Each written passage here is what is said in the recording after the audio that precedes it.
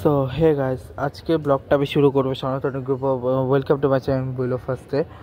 তো সবাই আগে বলি, আজকে সনাতনী স্বেচ্ছাসেবী সংঘের কিছু কাজ নিয়ে ওরা অসাধারণ কাজ করছে। প্রথমত হচ্ছে রংপুরে একটা পলিটেকনিক্যাল, রংপুরে যে পলিটেকনিক্যাল ইনস্টিটিউশন, সেই ইনস্টিটিউশনে একজন সনাতনী শিক্ষার্থী আটকে গেছিলো। সেই সনাতনী শিক্ষার্থীকে করে দিয়েছে। এছাড়া তারা সনাতনী বিদ্যাপীঠের কাজ করেছে এবং সেখানে কাজ করেছে এবং কিছু কিছু জায়গাতে বাড়িঘর তৈরি করছে।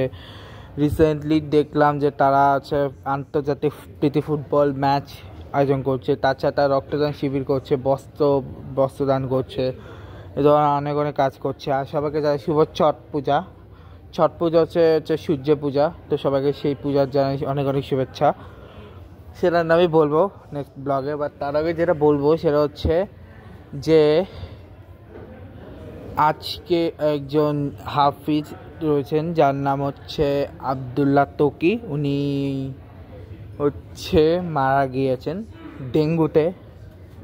এছাড়া হচ্ছে যিনি ফিজিও বরিশালের হাসান আহমেদ, তিনি মারা গিয়েছেন গতকালকে রাত্রেবেলা। তখন আমি বলতে ভুলে গেছিলাম। আর হচ্ছে আজকে বাংলাদেশ এবং ইউএর ম্যাচ রয়েছে, ওয়েস্ট ইন্ডিজের ম্যাচ রয়েছে। আর বলতে গেলে খুব কম ম্যাচই আজকে রয়েছে, আজকে খুব বেশি ম্যাচ নাই। আর হ্যাঁ, ম্যাচের আগে বলতে চাই যে শেয়ারের সম্পর্কে, বিকজ শেয়ারকে নিয়ে বলতে চাইবো। বিকজ শেয়ার থার্ড ম্যাচে ফিল্ডিং করার সময় তার এমন চোট লাগে যে তাকে যেতে হয় আইসিইউতে, বাট ফাইনালি সে সুস্থ হয়ে আছে। এখন আসি আমাদের বেস্ট বলার মুস্তাফিজুর রহমানকে নিয়ে। অ্যামেজিং বোলিং করেছেন মুস্তাফিজুর রহমান। কারণ সত্যি কথা বলতেছি, মুস্তাফিজুর রহমান ইজ অ্যামেজিং। এখন ডট বলে সে সবথেকে উপরে, এবার থার্ড হাইয়েস্ট উইকেট টেকার এখন 152তে নিয়ে।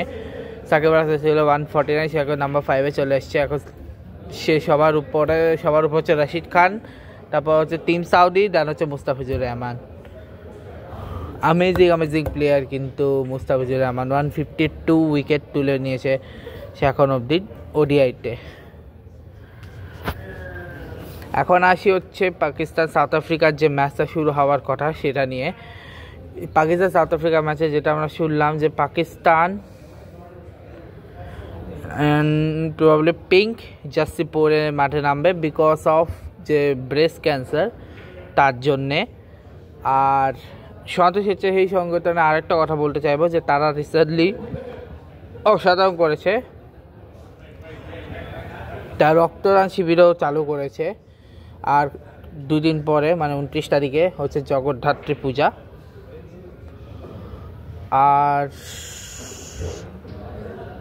কালকে আমি হচ্ছে কালকে আমার কিছু কাজকর্ম রয়েছে, সেগুলোও হবে, বাট তার আগে এটা করতে হবে আর কি। সো যাই করি না কেন, সবার আগে তোমাদেরকে আমি কিছু কথা বলবো যে আমি কিন্তু প্রতিটা ম্যাচই ফলো করি, মোটামুটি সব না করলেও কিছু কিছু ম্যাচ আমি ফলো করি, ঠিক আছে? সো আমি তোমাদেরকে এখন বলে দিই যে আমি চটফুল্লা সম্পর্কে একটা ডিফারেন্ট ব্লগ বানাবো। তারপর কালকে তো অনেকগুলো আসবেই, তো ঠিক আছে, কালকে বানাবো, ওটা পরে দেখা যাবে। আপাতত তোমাদের সাথে কথা আমি বলে নিই যে আমরা কি করতেছি।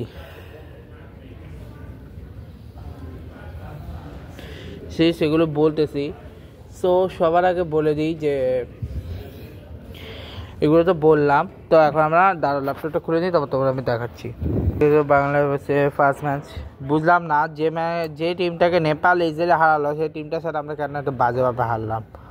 এক সেকেন্ড আরও, যে দলটাকে নেপাল হারালো সেই দলটার সাথে আমরা বাজেভাবে হারলাম।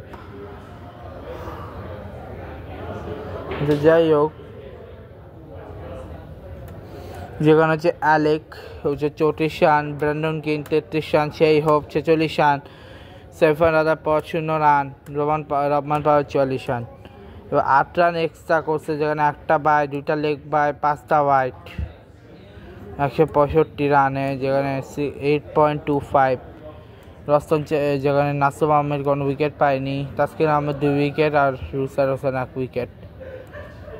বাকিরাকে উইকেট পায়নি, যেখানে আলী 82-82তে, এবার 6 ওভারে 35 রান, 23-0-83, যেখানে সাইফ হাসান 8, তানজিদ তামিম 15, লিটন দাস 5, 28 কোচে তহিদ, শামীম হোসেন পাটোয়ারি 1, সোহান, তানজিম হাসান সাকিব 33, নাসুম আহমেদ 20, 6 রিশাদ হোসেন, তাসকিন আহমেদ 10, মুস্তাফিজুর রহমান 11।